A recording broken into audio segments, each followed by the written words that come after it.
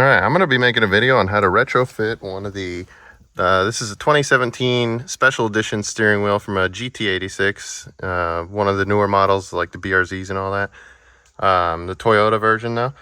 I have a 2014 Scion FRS that is just the base model, and I'm going to be retrofitting this steering wheel to here, and I'm going to be retaining these buttons, the volume control and all that.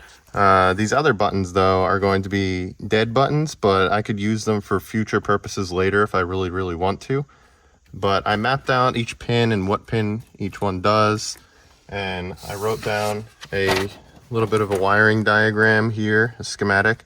So I wrote down what each color is, and then I wrote down the pin location on the clock spring on the steering wheel side, and then also on the back end side where it feeds through. So I'm going to be using the connector from the old steering wheel, and I'm going to be repinning these, and I bought these pins online. So I'm going to be retrofitting this entire thing and creating my own cabling. And then I also have the cable for my head unit, which just plugs in for the steering controls. And then I also bought a paddle shifter setup just so I could use the wiring harness from it, because I need this connector specifically if I want to add more, because the stock pin connector only has 10 pins and this one has 12, and 2 of those go through the clock spring on the paddle shifter side. Now I have a manual, so I don't have paddle shifters, but I can utilize this connector so that way I can feed those wires through the clock spring. So the first thing you're going to want to do is just disconnect your battery, so that way your airbag doesn't go off. I don't know if it'll go off or if it'll just honk the horn indefinitely when you remove the wires. But after that, usually they say to let it sit for about 5 minutes, but then there's these holes on the side here. There's a hole there, and then there's a hole on the bottom, and then there's a hole on the side too. And all you're going to do is you're going to push this little thing in there with a flathead, and then it will pop out.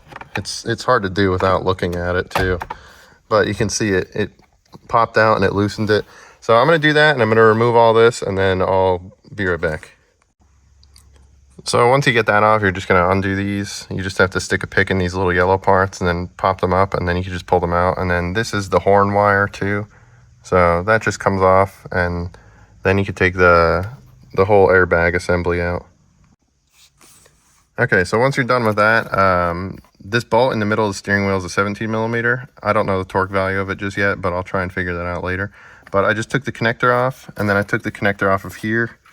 This is the connector itself. So one goes up on the clock spring, and then the other connector goes in the bottom of the cruise control module. So it goes right there. And then this other wire is for the horn button. So what I'm going to be doing is I'm going to be clipping the pins off of here, because these pins will not go into this connector. And I'm going to be putting new pins on the ends of those wires, new pin connectors, and then I'm going to be putting them in the back of this connector so that way I can feed them through. And if you notice, you can see right here with this connector, why isn't my phone on focus? You can see that there's that spot that goes down further on the right side, and that's really important for which pin you have, because on the other end of the clock spring, which I'll get to later once I take off the steering wheel and all that, but on the other end of the clock spring, the pins go the opposite direction, so that groove will be on the left side instead of on the right. So you can see that these pin connectors that I have right now, so this is the back way that would be facing, so it's hard to tell. But see, there's that little tiny piece right there. Fortunately, I haven't clipped my nails, so they're long as fuck. But yeah, you can see that little piece right there, right here that I'm touching right now. And if the pin is upside down, which this is how it would be when it goes in, that would actually sit in here in the back of this connector the correct way. It's really hard to do with one hand. Here, I'll just put it in there. So you can see this connector goes in like that, and then that the little slot piece is on the bottom there. So I'm going to clip the wires off of here, like clip all these off. There's 12 of them, or there's 11 of them total. And and I need to realistically borrow only 3 of them for these buttons. The rest of the buttons, or the rest of the wires, 2 of them are illuminator wires, so I guess this piece lights up or something. And then the other, however many wires are for these buttons, and then this extra button and this mode button. I'm not entirely sure what to do with that mode button, but I'm sure I might be able to find a purpose for it later. So I'm going to put the important wires that I really want on this connector first. And then after that, I'm going to figure out where I'm going to land the rest of them. And since I took this out, it's going to be really, really easy because I won't have to like work with it while it's in there and all that. So I'll just be able to clip it and do it really easily. So just in case I lose my angle and all that, or where my steering wheel is set, I drew a little line here from here and then on the steering wheel itself. And this isn't really relevant to the next steering wheel that's going on, but if it's really bad, I can figure it out somehow and at least have some point of being able to return. But anyways, I took the steering wheel, like the nut off, and then what you want to do is you want to keep the nut on it. So just keep it on it a little bit, and then you can just pull the steering wheel off. So now the steering wheel is loose. So now I can just pull it off and I don't have to worry about beating myself up with it. So you want to be careful with these wires too. You want to be really careful that you don't damage the clock spring either. Also, another thing to note with the clock spring is I believe the clock spring is what helps it determine your power steering. So I think if you put the clock spring like this, for example, and then you put the steering wheel back on, you might put your steering wheel back on in the right spot, but it might throw off the automatic steering. I'm not entirely sure because I put my steering wheel back on the exact right angle and it's off by like a little bit. And then I also get like a code on my screen or on my dashboard, like an ABS code for my steering angle. So I think the clock spring position is actually really important. So all you have to do next is remove these 2 little screws. So there's one here, and then this cover will come off, and then you just pop that up, and then you pop the other one down. And then that'll expose the entire clock spring. Now you can take this out if you want. There's a clip here, there's a clip on the top, and then there's a clip on the side, and you just have to be really, really careful because this piece is really, really delicate too. But this is the wiring that we are after. So this connector houses 12 wires in it, the capability of 12 wires, and it's flipped from this one. So whatever's left on this one is far right on this one, if that makes any sense. And I have that written down on this paper too. So on my little schematic here, so this is the top of the clock, or this is the steering wheel side of the top of the clock spring. So that's this side. So this is pins 1 through 7 on the top here. So there's 5 here, and then there's 2 here. And then this one is 8 through 14 is what I labeled them as. So what I did here is I wrote down 1 through 7 and then 8 through 14. So I also did the bottom of the clock spring too. So you can see I put 7 through, or 1 through 7 and 8 through 14. They're a little different on here.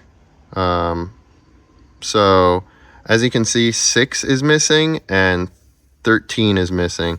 And that's because I don't know where those go, but I ohmed these out, and I don't know where those other 2 pins go in here, but that's for the paddle shifter module, or the wiring harness, I mean. So these other 2. So there's 2 blank ones in there. So the only ones that actually do have pins that go to them are the ones that are on the farthest right side, so over here. So the ones on the left are, I don't know where else they go. They might go to some other connector within this whole clock spring wiring harness, but I'm not entirely sure. But I ohmed out each pin, and so it goes 1 through 7 on the top, and then on here, from left to right 1 through 7. From here, it goes from right to left 1 through 7, and then same for here, from left to right goes 8 through 14, and then from here on the bottom, it goes from right to left 8 through 14. So it's reversed. So I'm going to put those pins in here, and I have some wires as well. which you can't really see because I have so much stuff on the floor, but I bought a whole bunch of wire. So I believe the wire gauge is either 22 or 24 gauge. I'm not entirely sure. The best I could find is 20 gauge, and it's a little bit on the big side, so I'm gonna have to figure out a way to fit it in the connector. But I'm gonna get to doing all these, and then I will see you back when I have more progress.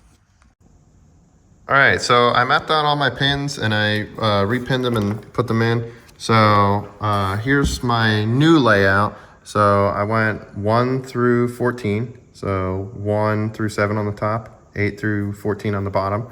And then this one makes up, this connector makes up for 6, 7 on the top, and then 13 and 14 on the bottom. So I mapped them out. I added 1 wire to this because I have 11 wires total, and then this will make the 11th on this connector. This connector can only supply 10. Fortunately, I'm going to be able to reuse the old connection from the cruise control module, so I didn't have to repin any of that, which actually made it really nice because sometimes these pin connectors can be really difficult.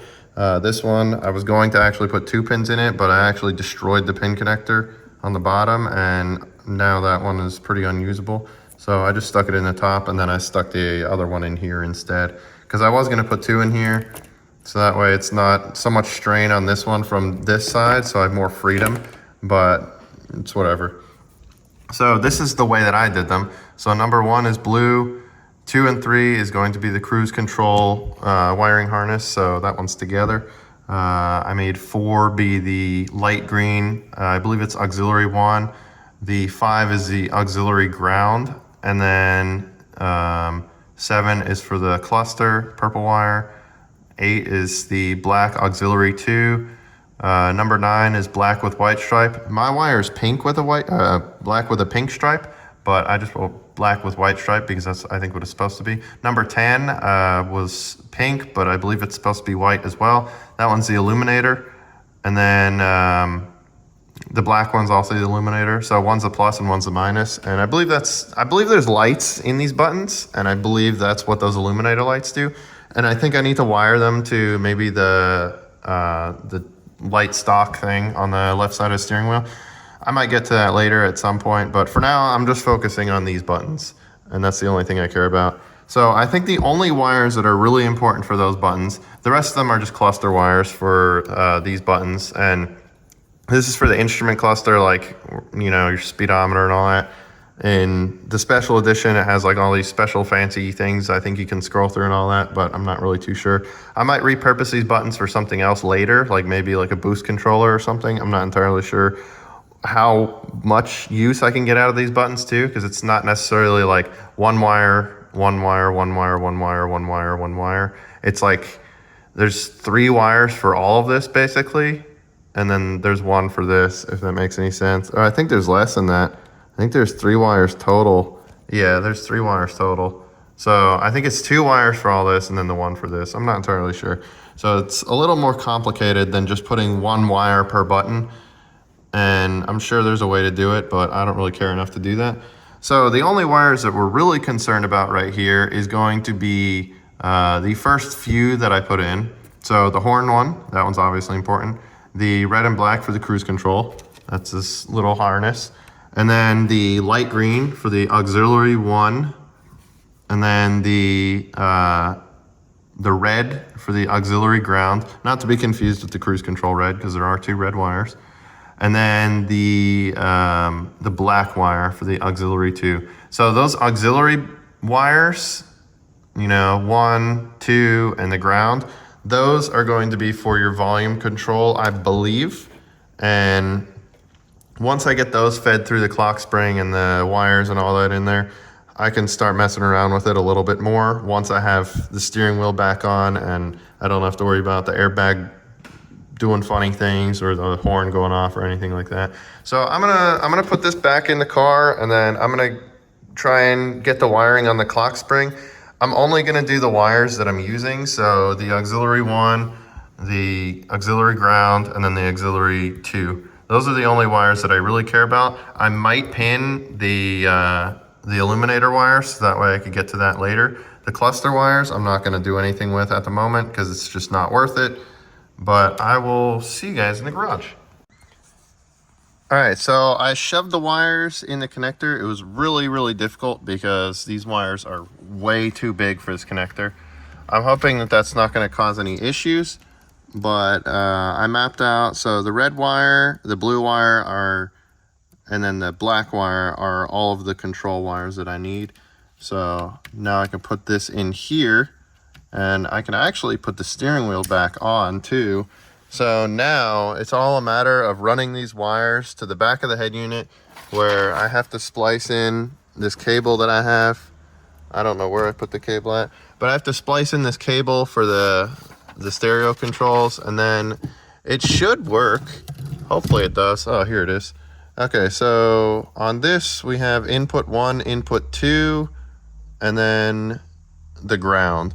So the input 1 should go to auxiliary 1, and then auxiliary 2, and then the ground. I believe the red one's the ground, if I'm not mistaken, and then the blue and black, I think, are my inputs. Let's see. So I changed around where they are. I actually need to translate this. I tried to keep the colors if I could.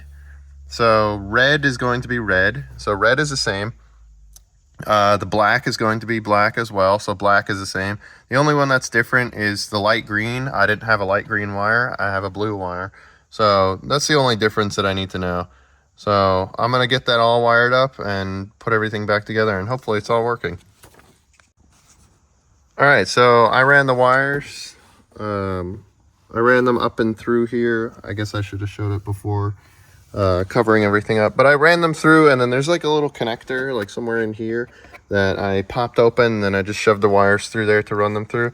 But anyways, now I'm going to put everything back together. I still need to run the wires to the back of the head unit and then connect it, and then everything should hopefully work. And then after that, it's just seeing if my wiring job is sufficient, and then also torquing down this steering wheel nut. What I found online is that it is apparently 29 foot-pounds, and that's what I'm going to torque it to. And then after that, I'm going to start messing with this stuff. Alright, so I got all the wires run. I crimped them to this this other wire. Oh my god. To this other wire, the steering wheel remote one. So the auxiliary one, or input 1, input 2, and then the ground steering, those all just matched up.